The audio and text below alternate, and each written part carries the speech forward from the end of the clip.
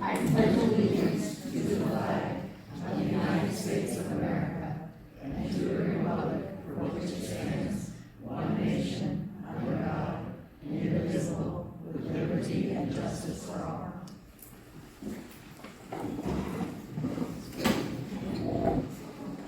So opening statements, we start with Darcia Baker. Thank you so much. Wait a minute, you have to push it on. It's battery operated. Thank you so much for this opportunity to be able to come here. I kind of thought about the things that I wanted to say in my 2 minutes. This is the third forum that we've done publicly, and I have shared a lot about the community organizations that I've been involved with, and I wanted to use this opportunity to share something different. Yesterday, I went to the Heroes Grill, which is a restaurant that I have went to multiple times in the 12 years that they've been open. And my first encounter with them was when my son Charlie was 9 months old. And I went in there and he was just in a car seat and they didn't have any high chairs. And while I was there, it wasn't a big deal, I sat him down. While I was there, another family came in and they also had a child and they wanted a high chair. And that family turned around and left because there weren't high chairs for their children at the Heroes Grill. And at that point in time, the city of Titusville used to do 40 days of generosity, and that was happening at that moment. And I went home that night, and I got online, and I got onto IKEA, and I ordered 2 high chairs and had them sent to the Heroes Grill. I didn't even know LaShawn and Ruben's name at that point in time. I knew that as a citizen of Titusville and someone who wants to support small business, that business didn't need to lose more business because of high chairs, and I had them sent. That started a relationship that I've had for almost 12 years with LaShawn and Ruben. And every summer I take my kids in there and we go in there. And often just to say hello, to eat lunch. And yesterday I went in, it's the first time that I've seen Ruben for the summer. I walked in and he says, "Darcia Bear." He says, "I am so proud of you and all the things that you were doing in this community." And that is an example of the things that I want to do in this community and why I'm running for city council.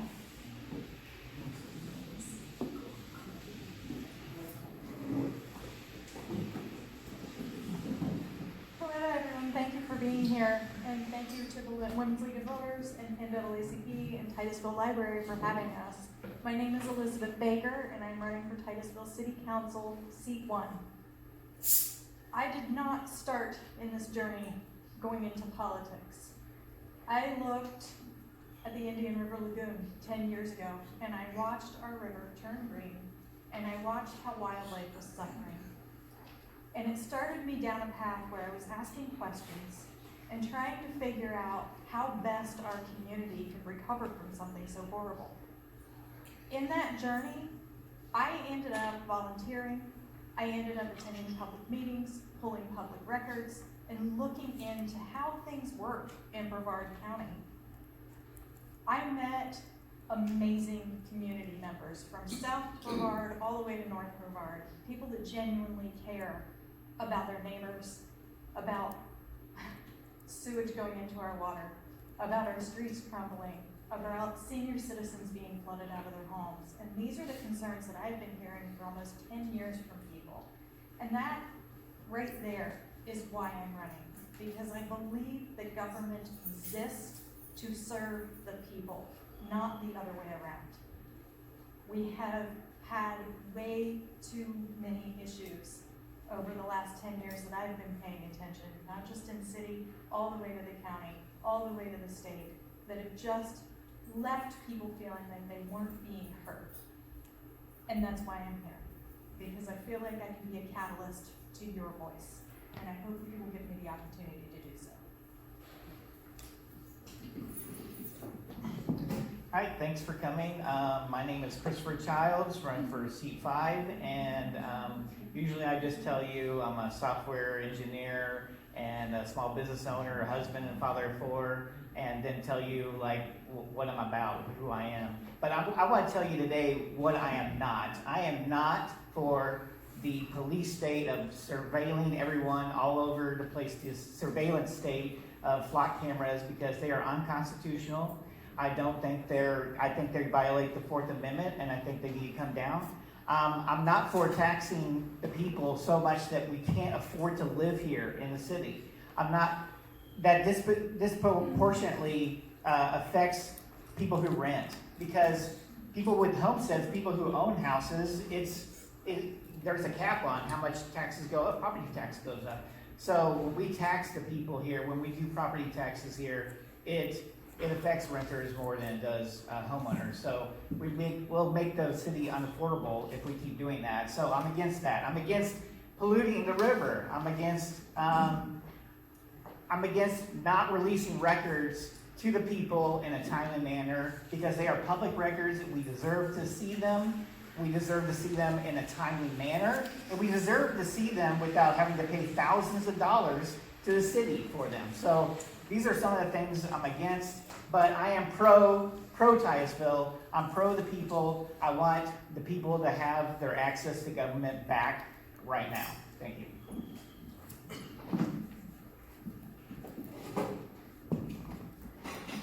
Hi, my name's David. Born and raised around here. I'm a mechanic, but not only have I just been a mechanic, I've also made my way up into leadership. I've been a manager at several stores, have done budgets, all of that fun stuff that goes with managing, logistics, hiring, firing. I'm not just a mechanic, even though that's one of the things I do love to do, and that's who I am. So. Make sure you turn on your mics. It was on. Yeah, it has to be up to his mouth. It has to be up to his mouth. Whoa, sorry. I'm in the lights, I know. I was like, let me step to the side here. Thank all of you for coming today. I want to thank the organizers for putting this event on. My name is Kayla Manning, and I'm running for Titusville City Council seat 5. I live here with my husband and my 2 kids.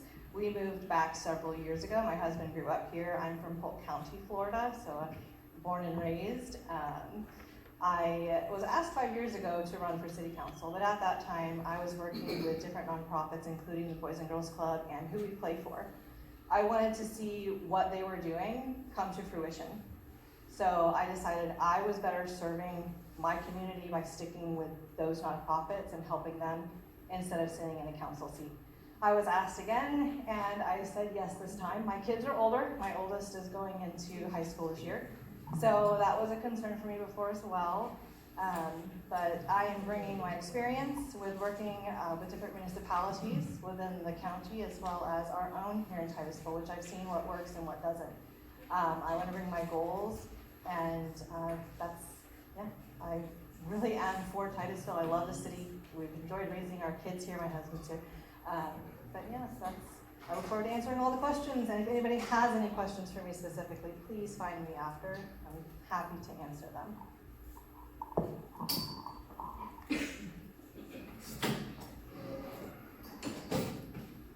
Good afternoon. My name is Megan Moscoso, and I am running for Titusville City Council seat 3.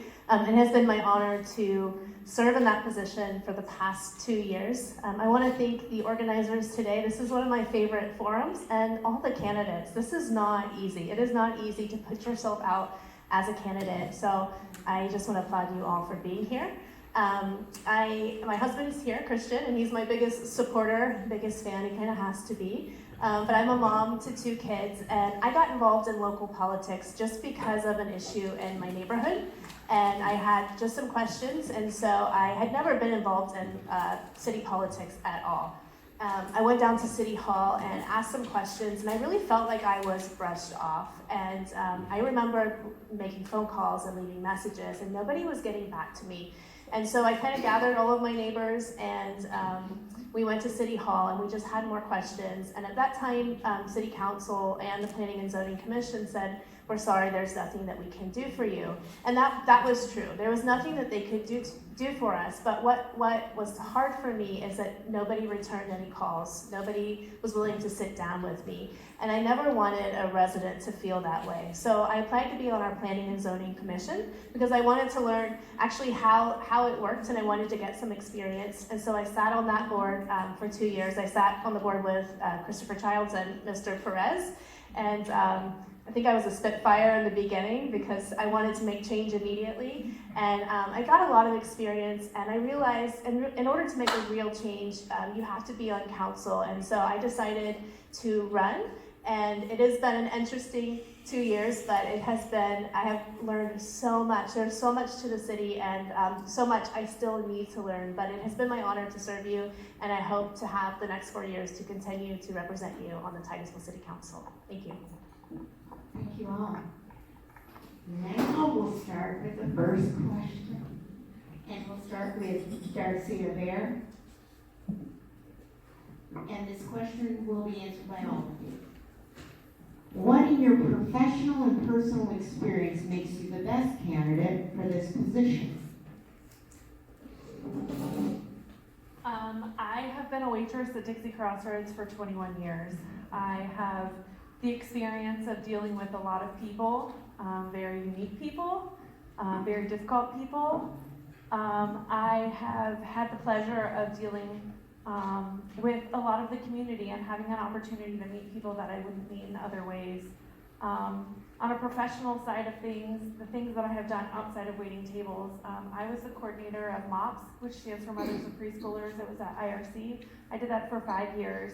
I led a team, and we hosted 5 meetings a month, 4 meetings, and 1 leadership meeting, and it gave me the experience of working with the team, and I always see people who are often unseen.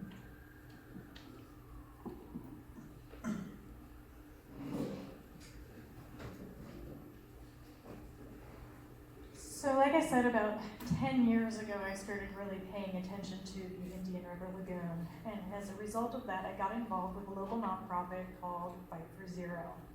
From there, I started pulling public records requests. I was going to public meetings. I even went to DC and met with congressmen to talk to them about PFAS and firefighters' uniforms and cancer exposures.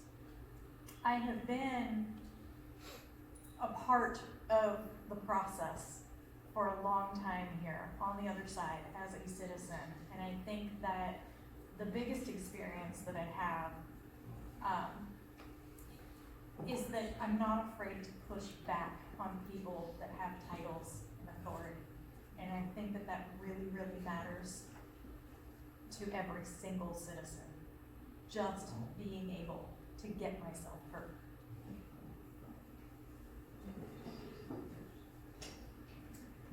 So before I was a small business owner, I was a healthcare IT consultant, and I worked with lots of hospitals, some of the largest hospitals in the world, Johns Hopkins, Cedars-Sinai.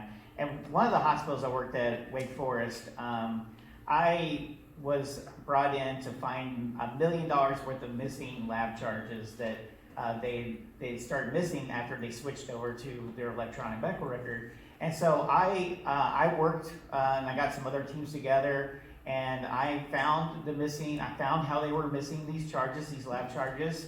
And not only did we get the $1 million back after the year, the catch up, we also started getting more. We were capturing more because we were being more accurate with it. Because I worked with everybody between doctors and the lab techs.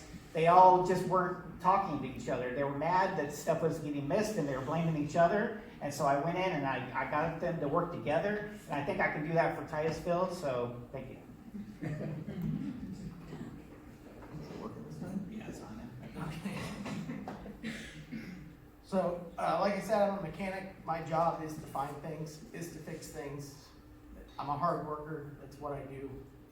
I'm honestly a workaholic. Anything I do, I jump straight into and do not stop until it's fixed. As I mentioned, I was a manager. They stuck me down at the Cocoa Tire Kingdom. I took that place what were they doing, negative $1,500 in sales a week? I flipped that over 2,000%. So I know how to get things done. I know how things work. It's really not that hard. It's super easy. Just sit down and read. It's all just out there.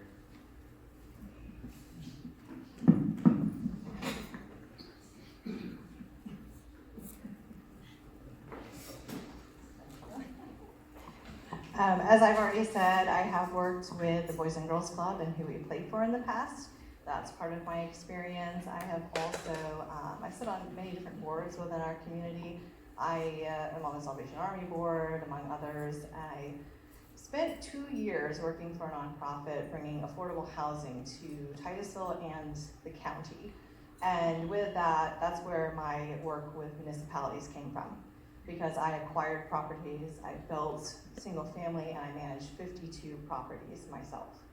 So I have experience having discussions with different departments and cities, working with the individuals respectfully, and communicating with them in order to get things done.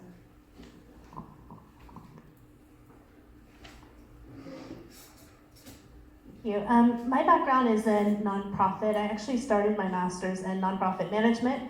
And then my husband and I, we moved overseas, lived in Malaysia for a while, and that was just an eye-opening experience in itself. I currently go to FIT and I'm studying public administration, and it's been really interesting, but I think the best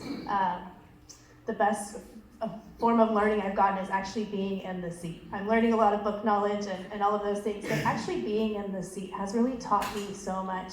Somebody posted on my Facebook today about a magic wand. Why don't you get your magic wand out and just fix things? And I said, my magic wand broke the day I got elected. As a candidate, you think you're gonna go in and do all these things, and it's great, and you really want to, and I think the intention is good, but there's also a lot of money that goes involved into all of these things. And so I think being realistic about what you can do, and actually just being able to sit with people and explain even the limitations that perhaps the city has is really important. So I think my best experience is the one that I'm in right now, currently serving. The second question, what is your vision for downtown Titusville to attract more visitors and locals to the area businesses? This question goes first to Elizabeth Baker.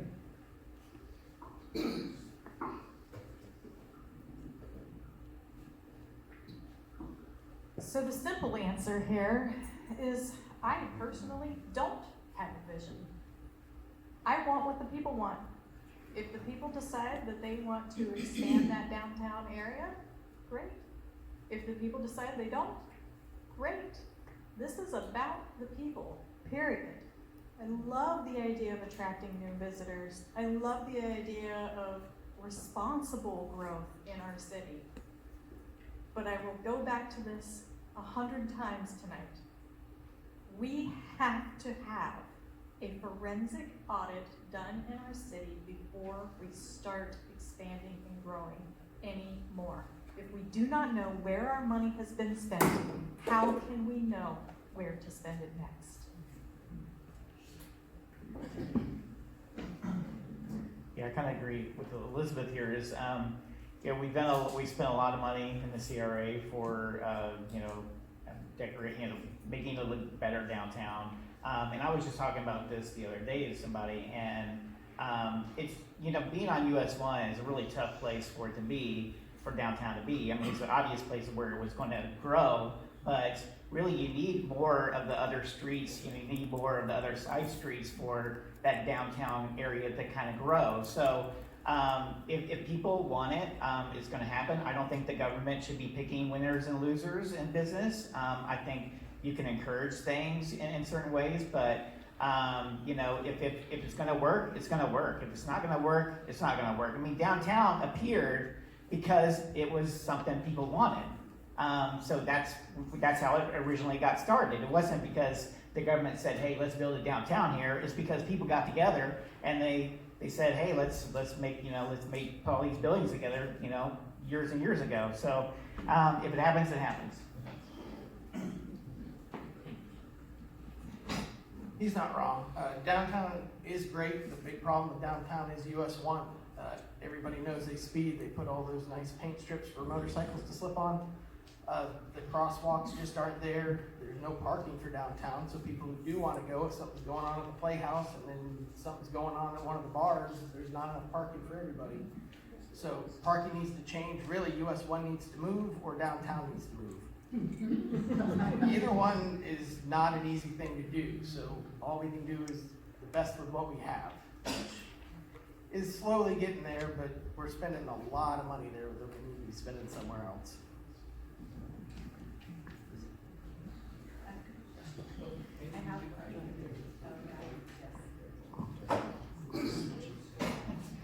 I am someone that frequents downtown at least once or twice a week. I love our downtown.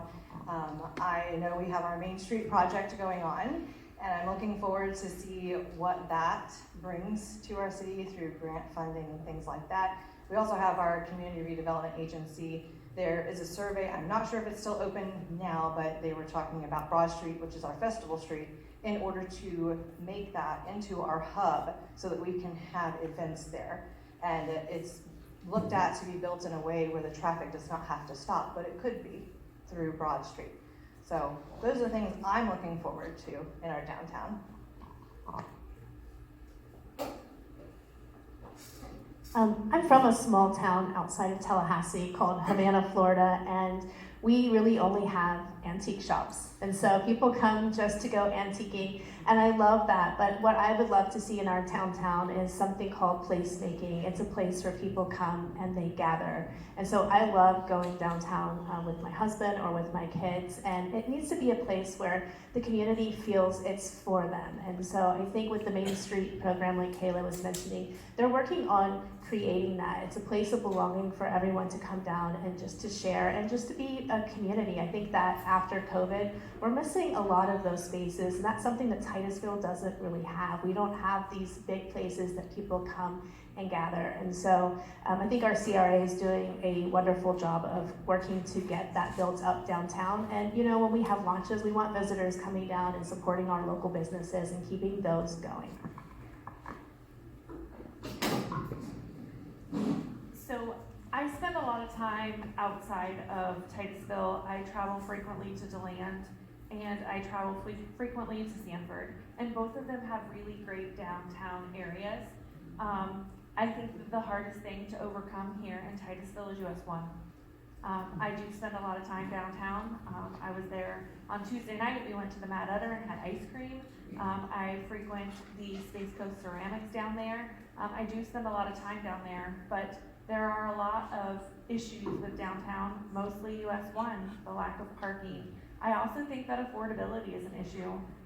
That old bank has been restored for a couple of years now, and nobody has ever rented out that space. I think that things need to be affordable for businesses to be able to thrive down there. I agree with getting away from US 1 and making downtown a better resource for everyone and making it available away from US 1. Okay, the next question. Have you received any endorsements from anyone for your candidacy? And if so, who has endorsed you? And we'll start this question with Christopher Childs. I've been endorsed by regular, everyday people. I have yard signs and probably, around 80, yards in the town. And that's really who I care about. That's who I want to serve. So I haven't tried to get an endorsement from anybody of note, and that someone would say. So I'm endorsed by everyday people. That's it.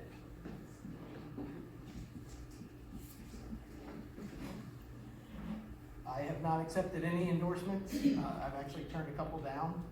I don't want to be endorsed by anybody. I don't want to be beholden by anybody.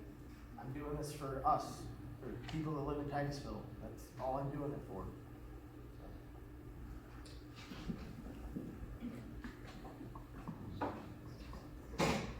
So I have accepted contributions to my campaign from many different entities, including residents who are very active in our community, to the Realtor Party, which many people applied for that as well. I also have accepted money from a developer, which is from Tranquility Shores. I have met with that individual.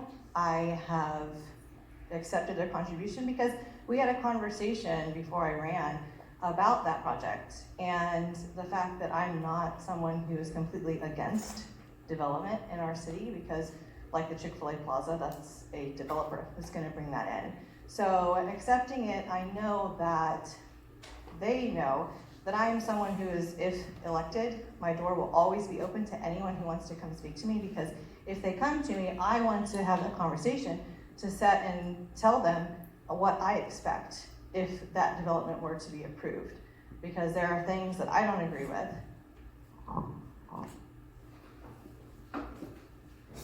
I don't have any endorsements. I ran 2 years ago and I also didn't have any endorsements. I think, for some candidates, it's a good thing. For me, I was just a grassroots candidate 2 years ago. I'm still a grassroots candidate now, and like everyone said, I represent the people. And I will tell you, when you get in office, people want something from you. They absolutely want something from you. So you have to be careful who you've made these connections with, even if it's just regular citizens. And so I have learned that in my 2 years of being in office, just to be very careful who I take donations from and who I would allow to endorse me. And so that's why I don't do endorsements. I also have not been endorsed by anyone. I believe that multiple candidates were available to the Space Coast Realtors Association. I did go down and do that interview, knowing that I wouldn't accept the endorsement even if I was given it. But for me as a candidate who's never done this, I want to experience these things. I want to have an opportunity to go and do things that I haven't done before. My campaign donations are available to the public and anybody can look at them. I have been endorsed by the everyday people of Titusville. My largest contribution has came from my brother, who lives in New York, and it's nice to have family who loves you and supports you in that manner.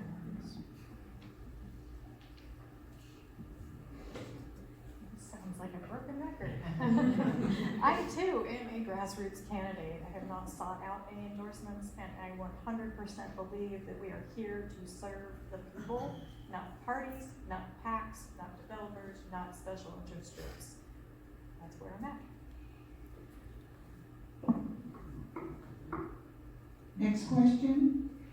How much money have you raised, and how much of that money is from corporations/developers? And we'll start with David Holbert. I have raised roughly around $2,400 now, and none of that's from developers or corporations or anything like that. My two main contributors are my childhood best friend Dustin, who lives in Iowa, and then also my uncle who lives in Tavares.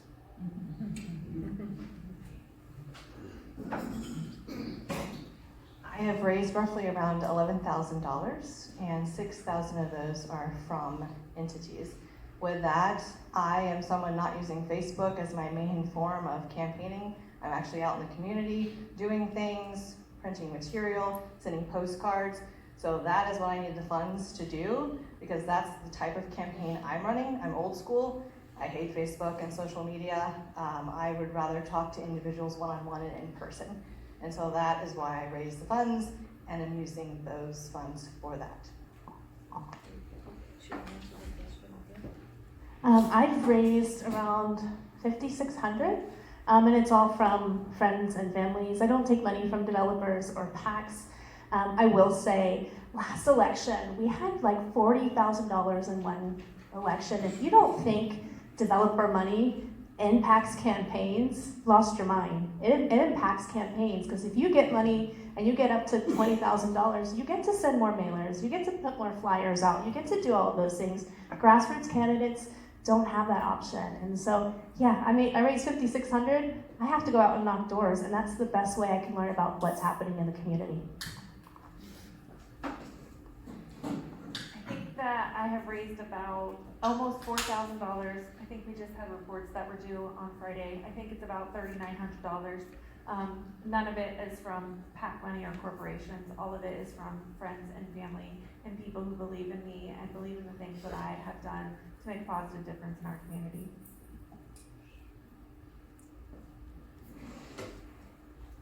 I think I've raised just a little over $2,000. None of that money comes from a PAC or a corporation. And I am proud to say that my largest contributor was he was a blue collar plumber. And those are the kinds of people that I want to serve. Unlike Elizabeth, I will not be beholden to plumbers at all. So I think I've raised around $12,000. Most of that is from me, and I have some other individual donors. I don't have any special interests that gave me any developers or any corporations that give me any money. Thanks.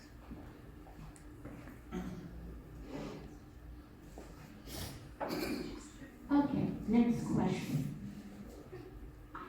Recent irregularities were uncovered in the Water Resources Field Operations Office.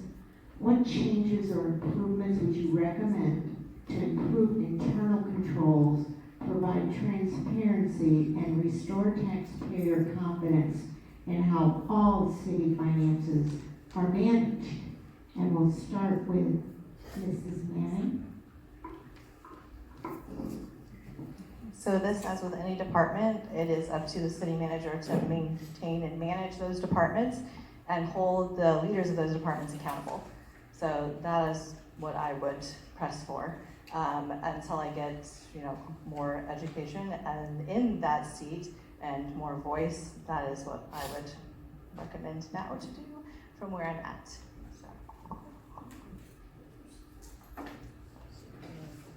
So we have an internal auditor who has been ringing the bell that there are issues in our city for decades.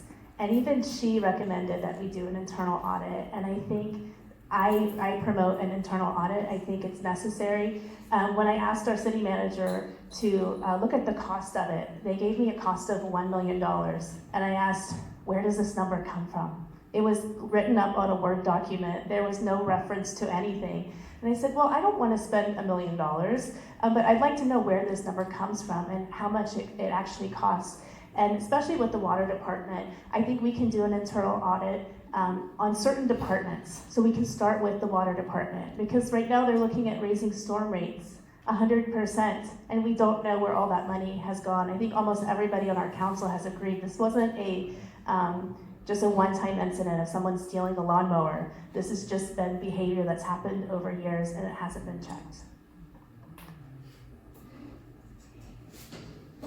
I also think that we need a forensic audit.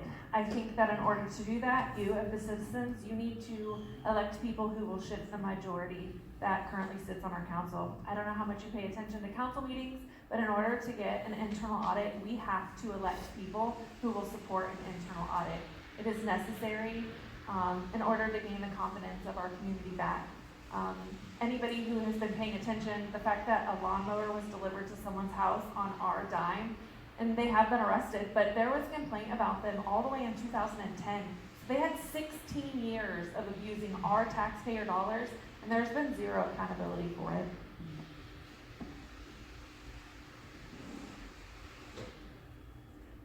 So for 9 years, our internal auditor was making her reports and giving them to our city manager. Our city manager's job is to review those internal audits and then give them to council with recommendations. That did not happen. Our current city manager is the guy that was working under the old city manager for 20 years. We have to have a completely independent forensic audit, and that has to be done for every department, because we don't know where our money has gone. They say $1.2 million that was unaccounted for.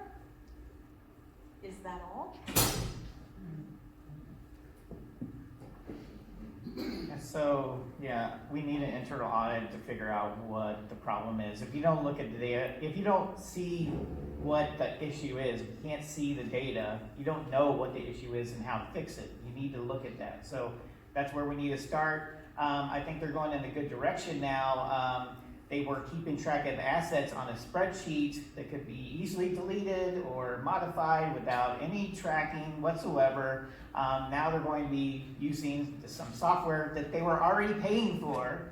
And, I think a lot of this is oversight. We need, as a city council member, your job is oversight. You are to question the city manager and the staff of what they're doing and why, how are they spending the money? You're supposed to be looking at those audit reports and saying, and scrutinizing it. I'm really good at criticizing people. Just ask anybody up here.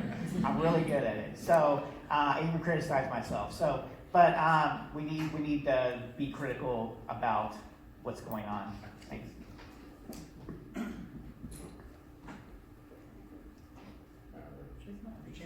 No, it's good. Okay. All right, so is it working? Okay. Tech is not my friend today. So having a yearly audit's great. What we used to do, though, the entire kingdom, we did quarterlies. If we failed the quarterly, we went down to a weekly.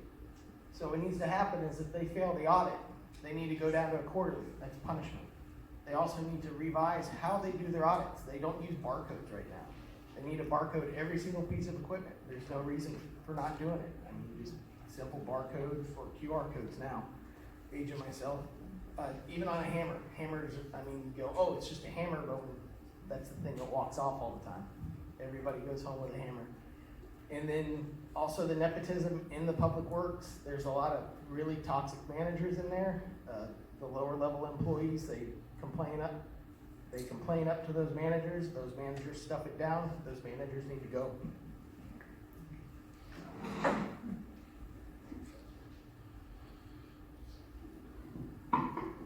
Next question.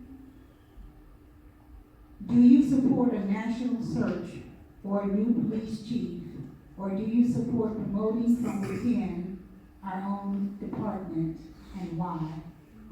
Megan, I won't mess your last name up, so Megan. I've had somebody at council call me blonde girl, so Megan's better. I support a national search. And so how the process actually works is the city council we don't choose the next police chief. That would actually be the city manager's job, but I have talked to the city manager and he said that he will support a national search. I think there's been a lot of distrust within our police department, and we have some amazing officers, but there have been some things that have happened, and I think if the public is crying for a national search, then I think that is something we need to do. We had the same kind of thing happen with our city manager. We actually did a nationwide search, and we ended up, and I get along really well with our city manager, but he was just promoted within, and I think people were looking for someone fresh with just different ideas to come in and possibly bring in a different perspective. I definitely support a nationwide search. I witnessed what Megan was talking about with the current city manager, and the city spent $60,000 doing a nationwide search and hired the guy who hadn't applied for the job. So I think that we need a nationwide search. I think that good leadership starts at the top, and I think that what we witnessed a month or so ago with our current police chief, our previous police chief, is an example of the toxicity that existed in that department. And I think that we need good leadership that starts at the top, and I think that we need to have a nationwide search to bring in new people and new ideas and a new opportunity to gain trust from the community.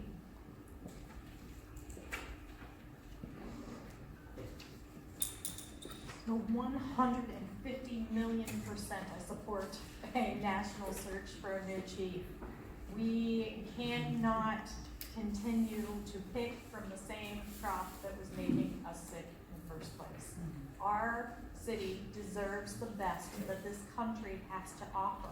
And there are wonderful officers and wonderful people that want to serve all over the country. And we could be attracting the absolute best talent anywhere.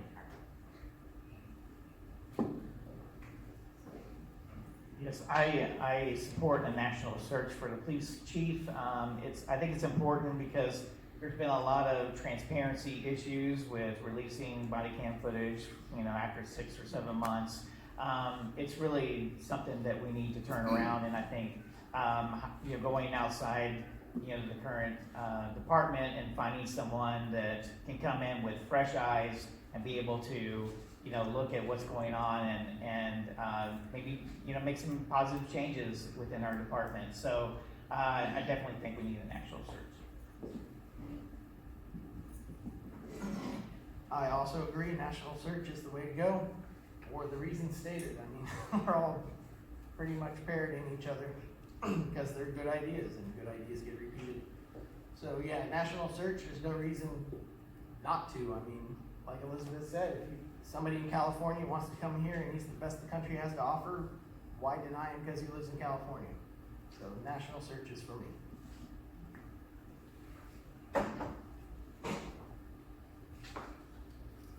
I'm also for the national search, so you have a unanimous vote here.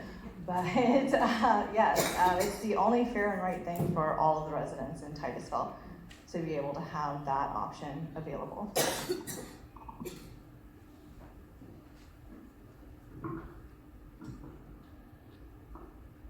The next question, kind of long, so. If Amendment 3 passes and the city of Titusville receives less property tax revenue, what areas of the city budget would you be willing to reduce? And what specific steps would you take to balance the budget without raising other taxes or fees? And we'll start with Darcia. So I know that this is a hot topic right now. I know that a lot of the people that sit on the council believe that Amendment 3 will pass. I am, I'm hopeful that the citizens that live in Florida understand the huge impact that this will have on the state, on the county, on our city. We'll see what happens. But a couple of the things that I think that we could do, there was conversations of this at the last forum, and there are mandates coming down from the state about police and fire and those being required funding. But one of the things that we could start looking at is a lot of our staff, a lot of our police take vehicles home with them and bring them back. And it would be a first step of looking at what kind of savings that would save the city of Titusville by keeping our vehicles here and trading them out at shifts. That's just one idea. I know we're getting ready to have a budget workshop, and there's going to be a lot of information.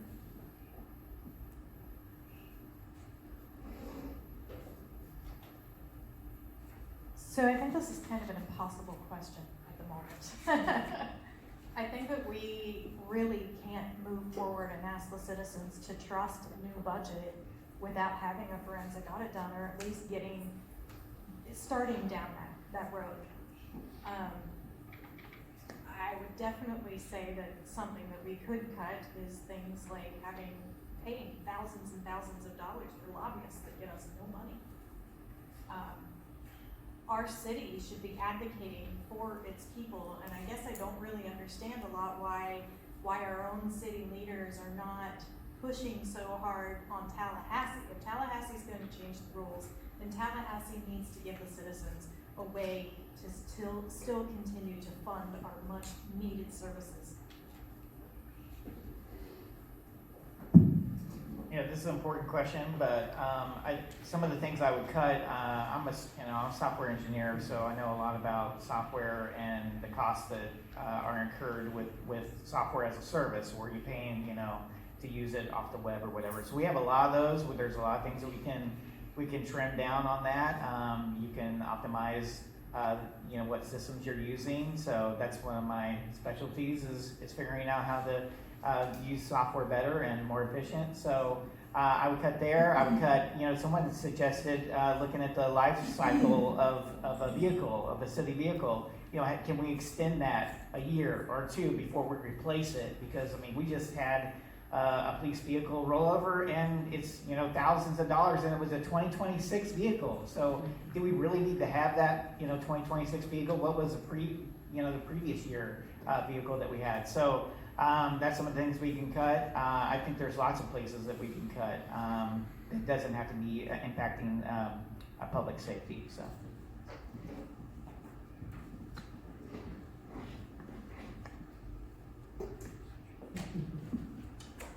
All right, so with that new law, fire and police have to be funded.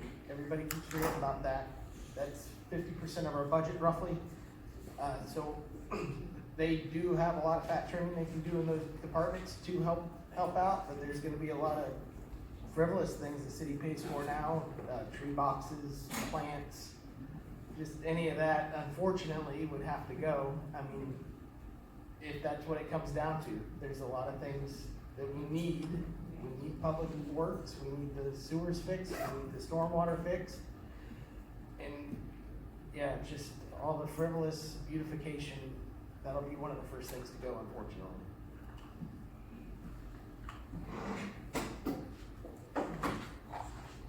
So for me, I like to think outside of the box. I think finding those supplemental funds from what we already have as a city, whether it's a community room that we could rent out and earn income from that, or teaming up with our local nonprofit organizations to work together on projects like the park extension at Sandy Point Park that was done by a Rotary Club. Things like that are the things that I would like to see, and we already have a ton of nonprofits and individuals in our community and business owners that want to participate in our community and help make Titusville a better place.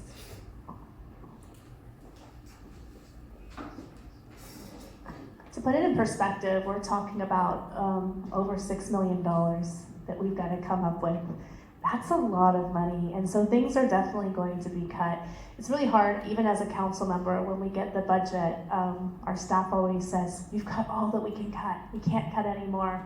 And so for me, I think it's really important that we do the forensic audit so that we actually know where that money has been going. And I would love for it to come back and say, everything's been perfect, nothing's been cut, but I don't think that's the case.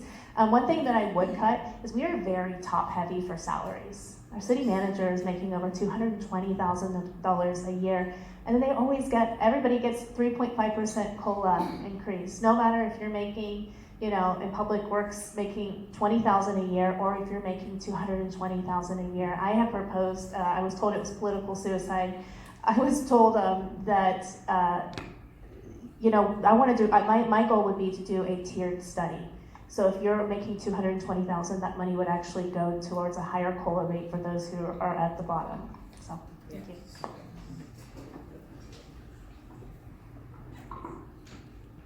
Next question. Do you support the Royal Oak rezoning? And we will start with Elizabeth Baker. I'm so glad I got this question first. I got to be Sally Stormwater and wear the little cow suit for the folks at Royal Oak. I absolutely do not support rezoning. That community needs to stay as it is. It is already zoned to where 79 houses can be built on that golf course. Leave it as it is. So when the rezoning came before planning and zoning, I was the vice chairman, and I made the motion to deny the rezoning for Royal Oak. So obviously I am not for that. I don't think it fits there. I know I'm not for overdevelopment. I don't think you should put apartment buildings in the middle of a single family home neighborhood. It doesn't make sense. We already have problems with flooding. We want it to be worse.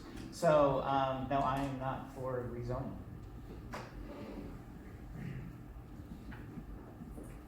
I am also not for rezoning that. Not a big fan of rezoning anything in Titusville. There's a reason we haven't built where we haven't built. And it's a tricky thing to rezone any area because due to the flooding problems and all the infrastructure problems we have right now. But no, rezoning Royal Oak is not the way to go.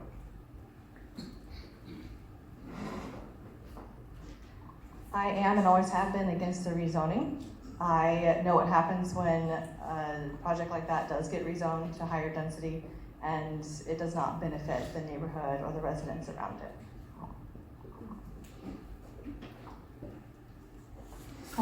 I live in Royal Oak. We've actually owned 2 homes there, and I'm against the rezoning. And the major issue is the stormwater. I do believe people have property rights, and so the owner does have the property right to build 79 homes on that property. What an owner does not have is to come and ask for high density. And we see that happening all over the city. You'll see a property get rezoned and they'll present a beautiful project. And you wanna believe that that's gonna be what happens, but then a year later, that project is up for sale. If you look at the property across from the Y, they presented an amazing project. They got it rezoned to high density, and now it's for sale, and they can sell it for more, and who knows what can go on that property. So I'm very much against it. The main reason is for stormwater. I spoke to Public Works about this issue because I didn't want to be naive. I didn't want to stop possibly something that was really good, and they said it would be an absolute disaster for it to go through just because of the stormwater issue. Also unanimous, I am against the rezoning of it. I believe that the developer bought that property knowing that they could put 79 houses on it. I believe that if they want to do that, that is their right, 79 houses. I believe that they wanted to rezone it and put 511 homes there, along with high density and single family, and I agree with the council and their vote to deny that rezoning.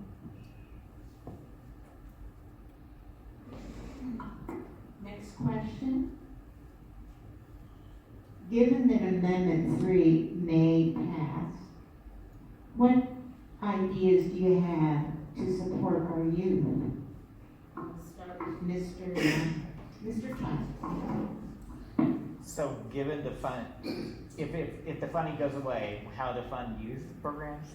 I think the community steps up when they're needed. I think there's a lot of nonprofits here that can be motivated to step in to help, and and volunteering. There's lots of people who like Tara would help.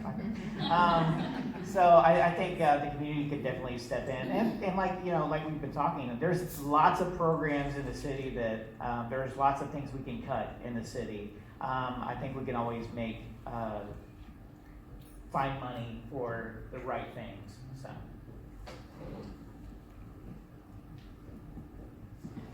I'm actually going to agree with Chris here. Well, I agree with him on a lot of things, but yeah, the community will step up. A lot of the summer programs I see for the kids, I do have 2 children. They are just run by nonprofits and things like that. So yeah, the community will step up.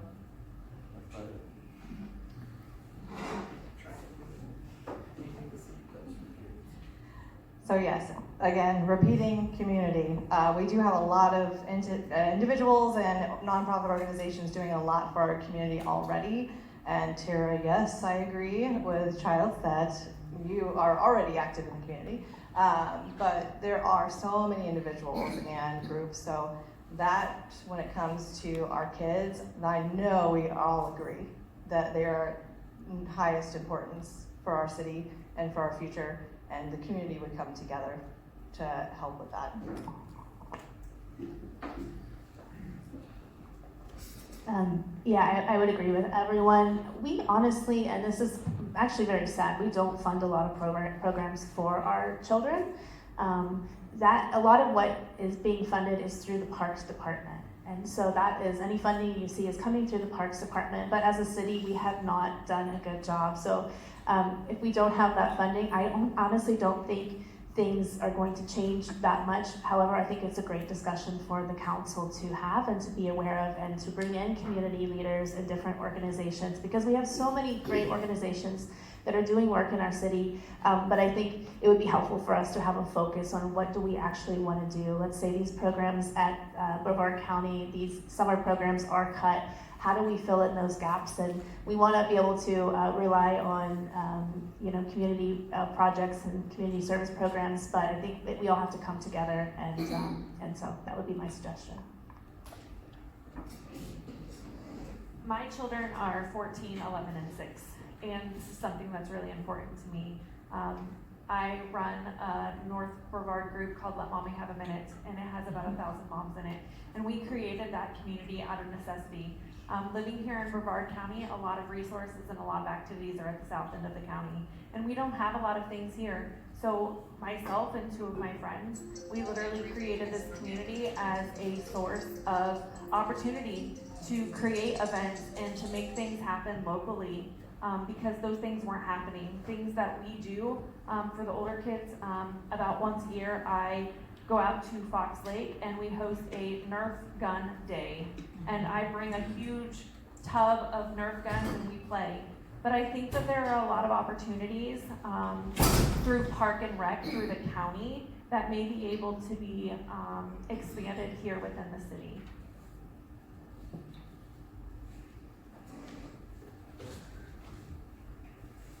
I think it's unfortunate that we don't have a lot of funding for youth in the area as it is. And I think that regardless of what happens in Tallahassee, I think that we should all be looking at our local nonprofits and our churches and see how we can provide some incentivization for them to create some opportunities for the youth. I see Kate out here. Kate, you have, she works with an amazing organization that provides computers to youth, and that is something that is so important. Here we are on the Space Coast.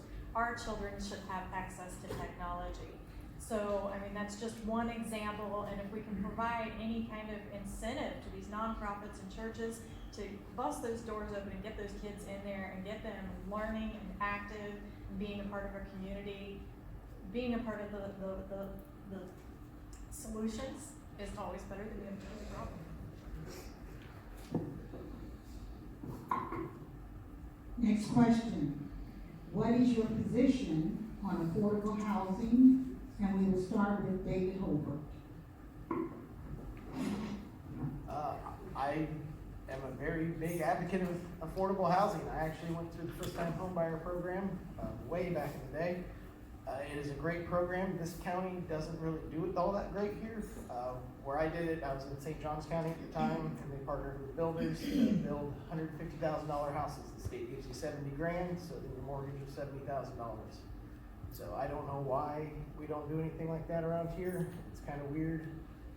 I mean, you can't build a house for $150,000 anymore. They're all around $200,000. But we need more affordable housing, and not just more Section 8, actual housing that people can afford. The rent's out of control. I don't know how some of these kids do it, paying $1,600 a month, making $18, $20 an hour. It's just ridiculous. And it's getting worse as the days go by.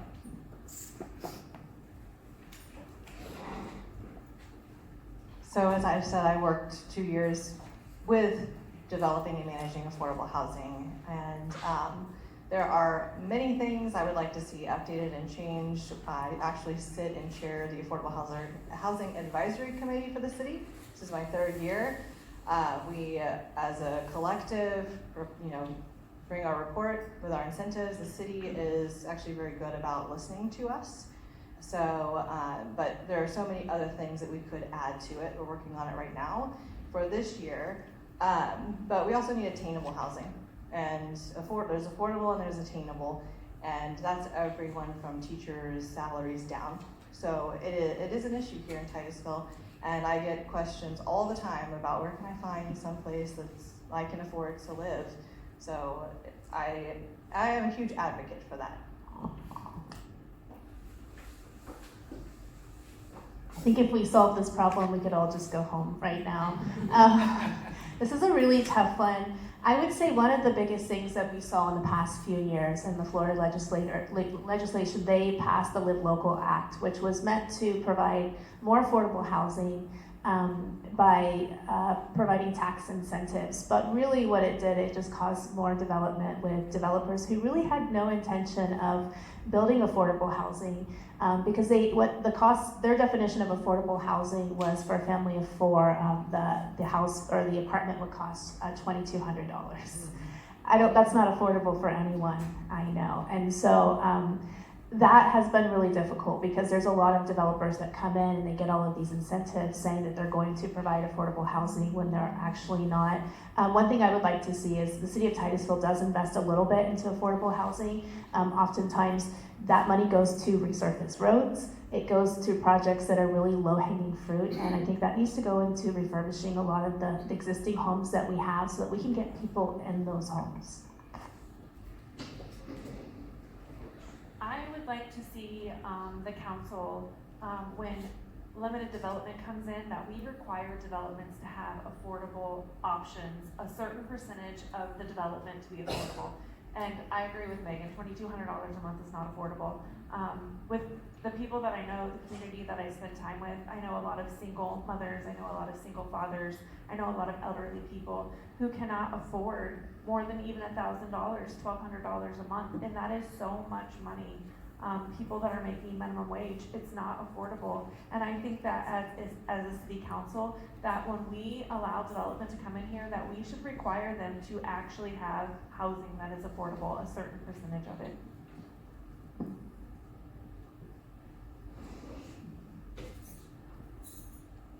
Out knocking on doors, you learn your community quite a bit, and I think that there is really kind of a disconnect with the people at the top who create these programs, and that's why we end up calling $2,200 a month affordable housing.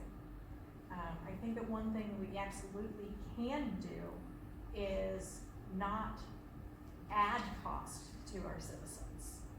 We're looking at stormwater rates going up 100%. That is not affordable.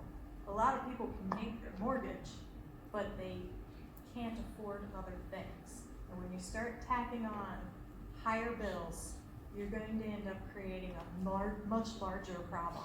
I don't want to see more senior citizens out at Veterans Park trying to get a drink of water, laying on a bench. And I see that happening over and over and over again here. We need to stop it.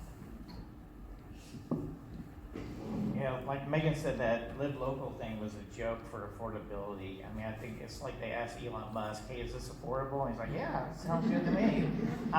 So it's not, that didn't help. But you know, what also doesn't help is raising property taxes on people. And like I said in my opening statement, it really disproportionately affects renters because they don't have that homestead cap for the millage rate going up. So like you as a homestead, yours can only go up 3 or 4%, I can't remember, is it 3%? Anyway, theirs is capped at 10%. So theirs is gonna go up. So anyone who's renting, the affordability it's not gonna be there for them. So we have to stop raising taxes. Maybe the state should do something about that where we're not affecting, renters like that. But we definitely need we need to get a handle on we need to do a forensic audit so we can find out where the money is going and start cutting and not raising taxes on people.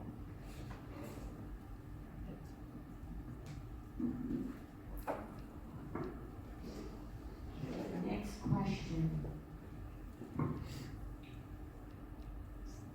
In order that residents stay informed and are able to discuss local government activities and needs, what changes in policies and procedures would you propose to guide city government addressing issues of accessibility and inclusiveness?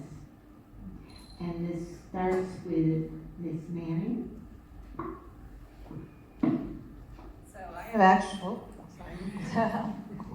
So I've actually sent emails before to our city manager with one idea for accessibility when it comes to meetings that are done outside of City Hall. And there's always, members who work for our city at those meetings. And I suggested that we have the ability to watch it live, and whoever's there stand at that computer with the access to have instant messaging going on at the same time. So that, like, when I was, my kids were little, I was at home and I'm like, my gosh, I want to go to this meeting, but I can't. I would have loved the opportunity to watch those meetings and then ask my questions while I'm at home making dinner in order to be heard and feel like I'm part of the community. So that's one thing I would suggest.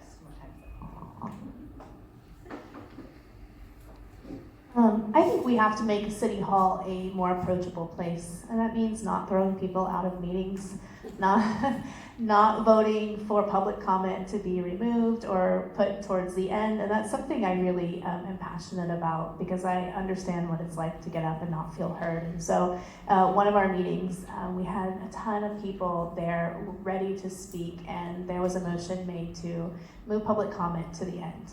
because somebody just didn't want to hear it. And that is not acceptable, because once you do that enough, people are not going to want to come up. And that's one thing I hear all the time is, why even come up there? You guys don't even listen.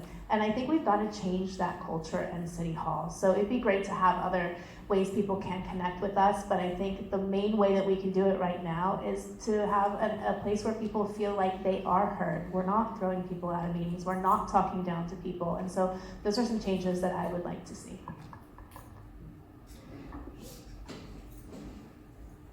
I think that it would be nice to go to city council meetings and stand up and speak and feel like the people that you're speaking to have respect for you and what you're saying.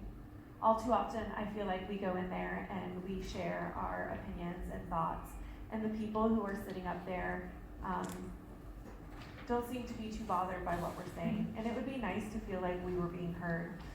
One of the things that I shared at the last forum was all of us every 2 weeks at this point in time are legally required to turn in campaign reports. In the city of Titusville, the only way to access them is through a records request. That is unacceptable in my opinion. We need to go digital. All of us have to hand write every 2 weeks all of our information.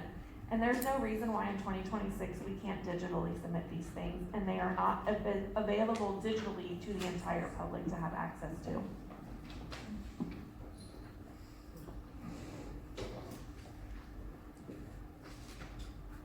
So, in a Board of Adjustments meeting, when I was speaking on behalf of the Royal Oaks folks, I was sitting in a chair holding a piece of paper that simply said, "We live here, we decide." And I was removed from that meeting. My civil rights were violated. My voice was silenced. And though I was allowed back in the meeting, and the gentleman did apologize, that is something that we've seen repeatedly happen in the city of Titusville, is people being removed from public meetings. That's our time. That's your time. That government body is there to serve us and to listen to us. So that is definitely one thing I want to see changed. That, and my Lord, we have to stop charging in crazy, exorbitant amounts for public records.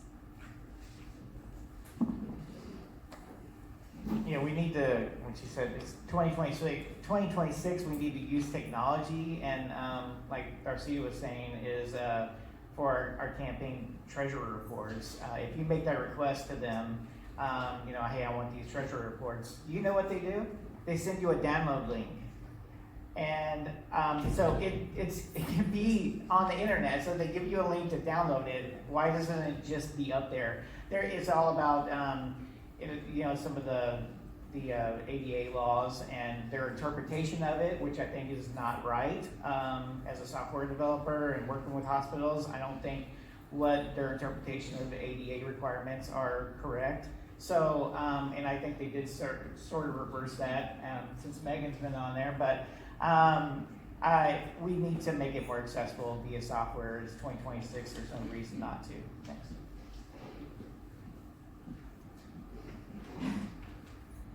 Yeah, the city's pretty backwards when it comes to any sort of records. You go to Brevard County's website, you can pull up almost anything. You don't really need to make a records request for a lot of things. They just post it up there. I don't know why Titusville doesn't do that.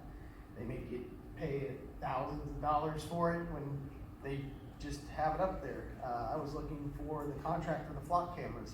It should have been attached to the meeting that they voted on to it because it was part of the packet on the agenda. But they deleted that off the internet, and now I have to put in a records request for it. I can't afford that. I'm still trying to just make my mortgage, put gas in my car right now. So they just need to digitize, and it's not that hard. There's people in City Hall that want to do that. And then on top of that, they need to streamline the website. It looks real pretty, but it is not easy to do. They've got that menu up there with the buttons. The buttons are the same color as the background. Took me probably 30 minutes to find the buttons, which it shouldn't have.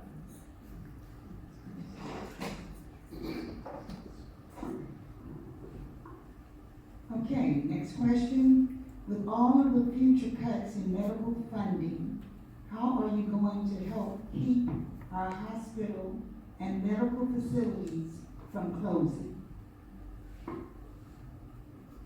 We'll start with Megan. I don't have an answer for you. I'll just say that. I know that I'm going to guess that we're assuming we're talking about Parish since it's the public hospital.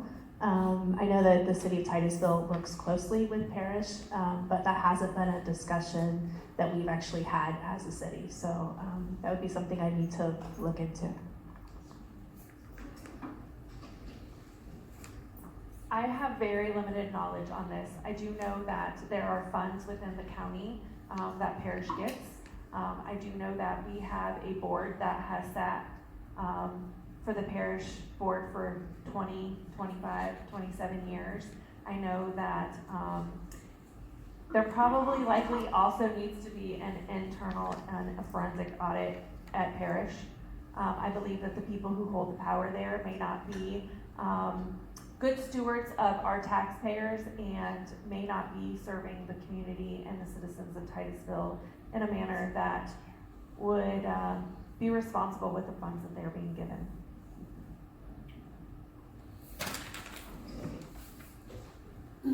"26 years is an awful long time to sit on a public hospital board. I believe that it's going to take the residents, it's going to take the people, it's going to take the city, it's going to take all of us to put some heat on Parish to change some of their practices. I don't want to see those doors closed. They are obviously very important to our community, especially with the closure of hospitals in Rockledge and changing things in Cape Canaveral. We need our hospital to thrive and be healthy and progress, but we have not seen that. And I think that it's time to get rid of the old guards and quit playing games with our community. Our health is important." I don't know if everyone knows this, but the hospital actually is in a special taxing district, and they could, as the board, they could vote to tax us. So if it does get too bad, they could choose to start taxing us, which would be a bad idea. I think, I've worked in hospitals for over 20 years, and there was always cutting. I worked for some nonprofit, mostly nonprofits. I think I worked for one for-profit hospital once, but they were always asking us, to cut something. So there's always stuff to cut, and there's definitely room for improvement at Parish. When I look at the numbers, some of the patient satisfaction survey stuff, it's pretty low, and I've never worked at a hospital that had that bad of a reputation ever. So, of course, I worked for some of the largest ones in the world, but there's definitely room for improvement there before we start taxing people. All right, if we are talking about Parish, which I'm pretty sure we are, pretty sure we all agree it's one of the worst hospitals to ever go to. I'm still getting bills 2 years later because they just can't get their billing correct. They don't know what they're doing. I remember they almost closed it due to the cockroach infestation that they had with the old building. That was way back in the 90s, I believe. But really, to keep it from closing, they should sell it. I know they had offers from, I think, Advent Health or some other giant hospital chain to buy it, and that would benefit most of the people at Titusville because it's a terrible place. I also do not have adequate information on this topic, so I don't want to give my opinion on it, but it is something that I'm going to look into. Okay, this will be our final question, and then we'll go to closing statements. And I do have a couple of questions for individual people. And so I'm going to give you the question, and perhaps you can talk after it's over with that person that wrote the question. Okay? Have you done any community work in the Target area? And I'll start with Darcia. In the Target area, Targeted area? Joinerville. Okay, okay. I have, I actually am part of a national organization called Lasagna Love. I started participating with it in 2021.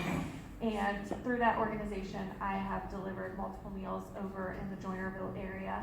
I literally show up with lasagna and knock on the door and hand it to them. I have been able to participate in the last few meetings that they've had over at the social services building.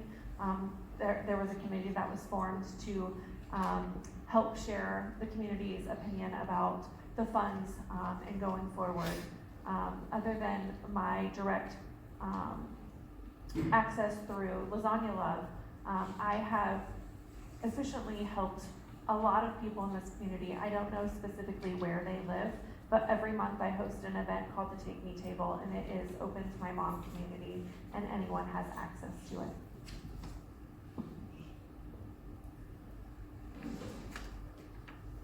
So this summer, I was fortunate enough to help with a program that Hope of North Brevard was putting on, where they were feeding children in the community 3 days a week for 6 weeks. Unfortunately, we know that wasn't enough. And I would love to see that expand. I've also been known to be in the area picking up trash on the sides of the roads. If you ever see a lady out there with a bucket and an orange vest, it's probably me. I hate the idea of a child going to a park and coming across broken glass or a needle or something terrible that they could harm themselves on. So I oftentimes will just go by myself and go over and clean up trash in some of the local parks in the area. I'll just keep it short. No, I haven't. Sorry. Mine won't be that short. Like I say, and I will continue to say, I work for a living. My current job now is 8 to 5 Monday through Friday. Before that, I was typically working 70 hours a week for a good 15 years or more. So when you work that much, you don't really have much time to volunteer. Now, when anybody asks me for help, I will come and help, but those are just individuals helping. So it's just part of my civic duty to help people in need. I have had a lot of involvement in that neighborhood. I used to work out of the neighborhood services building. I have taught classes in that community room. I have been to concerned citizens meetings that utilize that room as well. I have worked with the Boys and Girls Club kids. I've been to the Joinerville, discussions and all of that. So, and a lot of other things. That area, they have neighborhood services there. The building itself, I would love to see more options for food. They used to have that there where you could go and entities could take turns making food and serving it to the community. But we're looking, and that's what the ad hoc was for, is looking to see how to utilize that building again. And there's so many options that we need to use that for something for that neighborhood and our city. This summer, I also volunteered with Hope for North Brevard with a few candidates. But since getting involved with the city, I became kind of a junkie for all of the meetings that were going on. And I used to get ready and watch code enforcement meetings. I just found them fascinating. But what I saw a lot of were people coming up and they had these major fines, and a lot of them were disabled or they just weren't able to actually clean up their properties. So I was talking to my husband and said, like, what if we do something? What if as a church, we go and we start cleaning up these properties? And so we formed something called Church in the City. And so we do that every few months, and we partnered with different cities and our church. And so one of we actually started in the Target area, going from different homes. We would hear that there was a grandmother who was taking care of their kids, and we would clean up that property. But we started partnering with North Brevard Charities with Monifa Watson, and we've done some cleanups of different properties that they own, and we feel like that is probably the best use of our resources as a church, to have properties that we want to get people in, people who are experiencing homelessness, and to get those up to code so we can get people and families in. Now it's time for closing statements. Each will have 1 minute, and we'll start with Elizabeth. So again, thank you very much, Women's League of Voters, NAACP, Titusville Library. Thank you very much for coming, all of you here. We've heard a lot of different perspectives and with different ideas here, and I know that I have been accused of having an agenda for the city of Titusville, and I do have an agenda. My agenda is to make sure that this city is being operated for the people and by the people. That's it. I'm asking that you just consider why each of these candidates is running.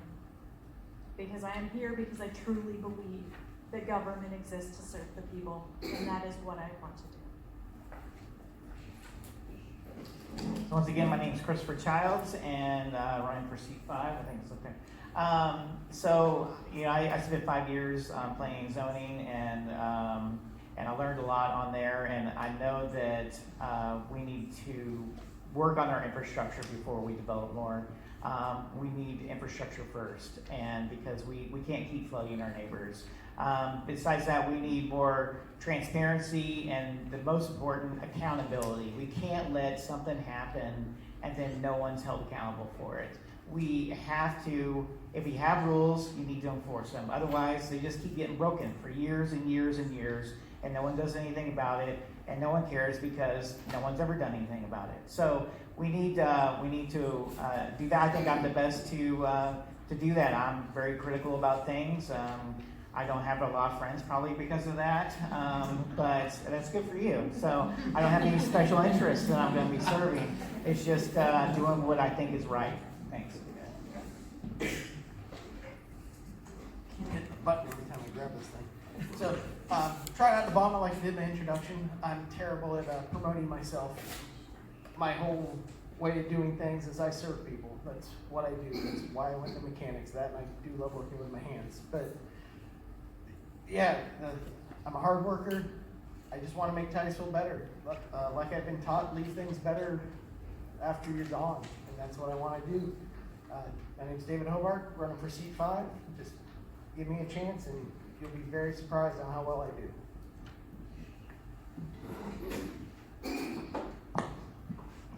Hi, Kayla Manning, Titusville City Council, seat 5. I thank you all for being here again. Thank you for everyone showing up, who showed up, and for you for hosting. I appreciate that. I am here because I truly believe in Titusville and what it can be and what it is. And so I love listening to all of the residents. They come to me, I have a binder at home. Anyone who comes to me with a suggestion or whether positive or negative, I write it down and then I research it. Just like I'm gonna do the hospital thing when I get home. But I take notes. I keep it and I look at how things are actually supposed to be done, given the parameters as a council member. And yeah, so Kayla Manning, seat 5.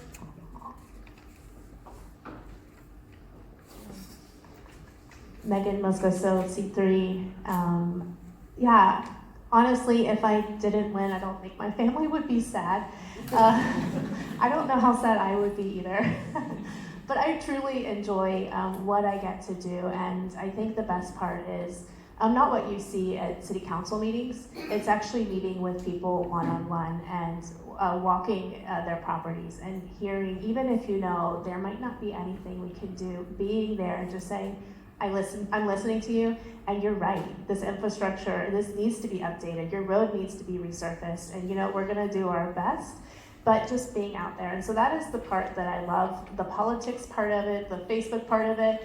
I could leave it. I don't want any of that. Yeah, it would be an honor to serve you for the next 4 years. If not, I have a wonderful life. I have a wonderful husband, beautiful children, and I will be okay if I don't win. But if you have me, I'll do it again. My name is Darcia Bear, and I'm running for seat 1. I realized that about 18 months ago, I started praying for our city leadership. Actually, that's what has led me here.